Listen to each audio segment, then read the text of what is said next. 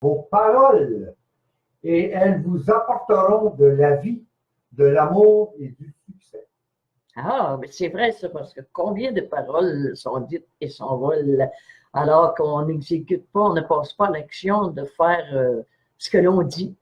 Je dis toujours qu'il faut être exemplaire. Hein. Si on fait des choses, puis si on dit des choses, mais on ne le fait pas, bien, c'est pas. C'est rien, ça ne rapportera pas rien à personne, surtout pas à soi-même. Alors, quand on dit des choses, il faut passer à l'acte. Il faut passer à l'action. Ce qu'on appelle faire un travail sur soi, mais apparemment que le travail, c'est trop considéré souvent à genre que ça veut dire bourreau ou quoi que ce soit. Il y a un conférencier dernièrement qui disait que ça vient d'un terme italien où le travail, c'est quasiment c'est du gros bourreau, puis c'est quelque chose assez épuisé.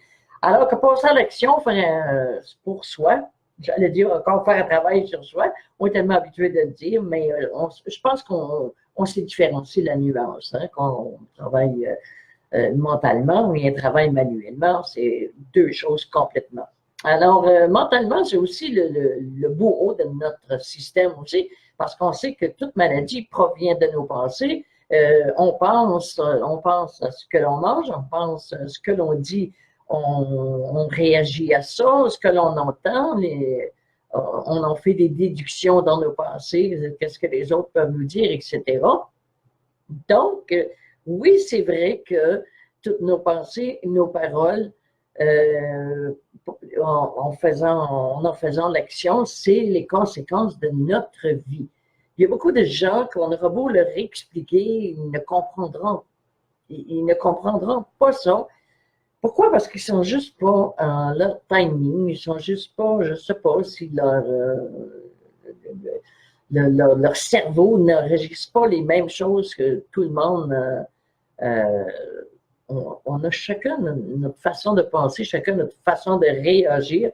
Il y a beaucoup de gens qui ne s'arrêtent pas à y penser, à cette réalité. Alors, on ne s'arrête pas, on n'y croit pas. Mais malheureusement, c'est bel et bien par nos pensées et nos paroles que l'on accomplit nos gestes, que l'on accueille les belles choses et que parfois on est pris pour accueillir les moins belles choses, les critiques, les maladies, les souffrances, les douleurs, tout ça.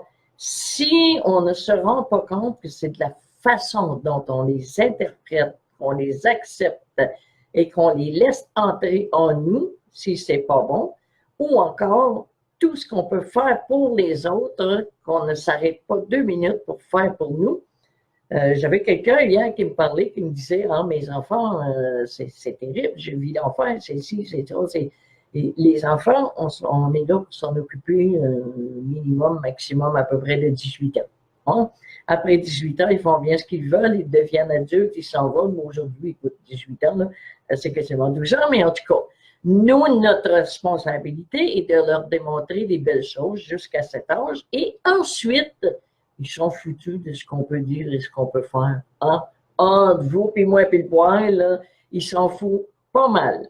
Mais si on reste exemplaire, qu'on prend soin de nous, qu'on s'occupe de nous, pas toujours s'occuper des enfants ou s'occuper des autres autour, c'est vouloir faire les choses à leur place. Alors, il faut laisser déléguer les responsabilités à chacun pour soi, à chacun de soi aussi, prendre les notes, les accomplir, devenir exemplaire, et là, on réussira ce qu'on a le goût de devenir. Ça ne veut pas dire qu'on veut tous devenir des conférenciers, qu'on veut tous devenir la reine, puis qu'on peut tous devenir des présidents, puis des premiers ministres, puis des quoi que ce soit. Ne soyons qu'exemplaires, s'il vous plaît, en partant. Et ceux qui ont le goût de l'enseigner, moi, j'aime bien l'enseigner, parce que quand on enseigne, on apprend aussi avec les autres. Ce que les autres nous rapportent de leur histoire, de leur vécu, on met toutes ces expériences-là ensemble, et on arrive à démêler tout ça. Je dis toujours que nos ancêtres ont défriché la terre et nous, on défriche le mystère, mais pas le mystère spirituel, pas le mystère de Dieu, pas les mystères des religions.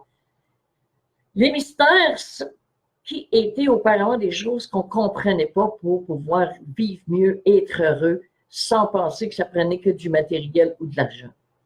Alors, c'est là, c'est ce terme-là que pour moi, j'appelle un peu mystère. Ce sont les choses qu'on n'a pas appris à l'école et qu'on apprend avec la vie pour être dans notre meilleur.